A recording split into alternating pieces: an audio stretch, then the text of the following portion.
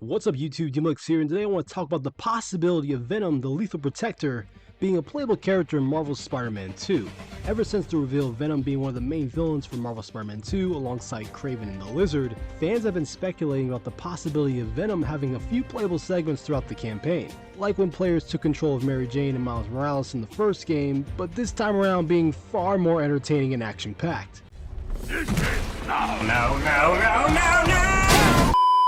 Now, if Venom does end up being a playable character in Spider-Man 2, it will have been 18 years since Ultimate Spider-Man back in 2005 that we have taken control of the iconic symbiotic Titan, which allowed players as Venom to travel around by using his tentacle to pull himself from block to block, as well as by performing massive jumps Ang Lee Hulk style. Venom's attacks mainly consisted of using his claws and tentacles. In addition, Venom was able to throw cards at targets and gain health back by eating people, which was very satisfying to witness. And honestly, top 3 Spider-Man games of all time in my opinion.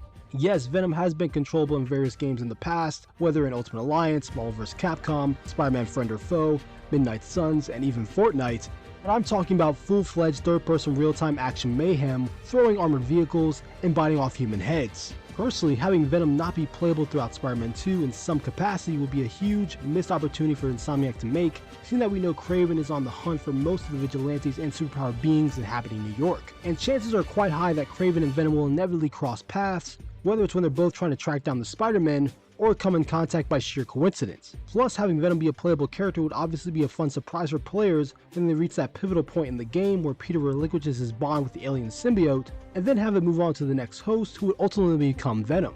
That is, if players manage to dodge the spoilers that would inevitably spread online when they boot the game up for the first time. Although it would be completely understandable for Insomniac not to have Venom be a playable character in the main campaign, seeing that they already have enough on their plate when it comes to juggling the balance of players switching back and forth between Peters and Miles. Especially with Peter, seeing that he'll also have access to the powers of the symbiote for seemingly a good portion of the game.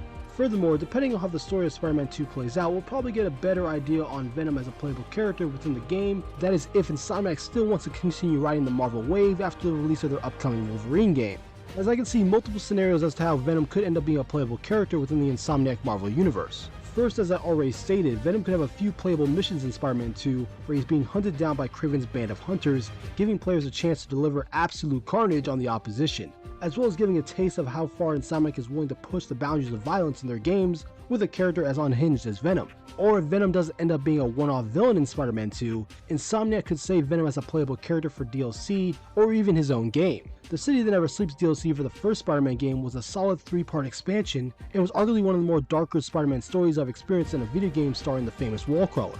Now, I would be surprised if Insomniac didn't plan on delivering another series of epilogue expansions after the release of Spider-Man 2 in October, as there are many directions you could take narratively after the situation with Kraven and Venom is resolved, depending on the outcome of the main story. Personally, I'd be down for an overarching narrative that culminates in Peter, Miles, and Venom clashing with various symbiote spawns in the Marvel Universe, like Scream, Riot, Agony, Phage, and Lasher as the symbiote enforcers of the Life Foundation. That could then be a launching pad for Carnage, arguably the most dangerous bloodthirsty symbiote in the Marvel Universe, being one of the main villains for a potential Spider-Man 3. Or Insomniac could just do what they did with Miles Morales and develop a game on a much smaller scale with Venom as the lead character, have him deal with the symbiote plague by himself. But like I said, it all depends on the outcome of Spider-Man 2 and whether Venom has a future in Insomniac's Marvel Universe. So let me just say in the comments down below about Venom possibly being playable in Spider-Man 2. Do you think Venom will be playable in small portions throughout the main campaign, as DLC, or do you think Insomniac will take it a step further and give Venom his own game? If you guys enjoyed the video, make sure to hit that like button, it really helps me out. Subscribe for more content from me on Spider-Man and other games in general. I'm DMLX. I'll see you in the future.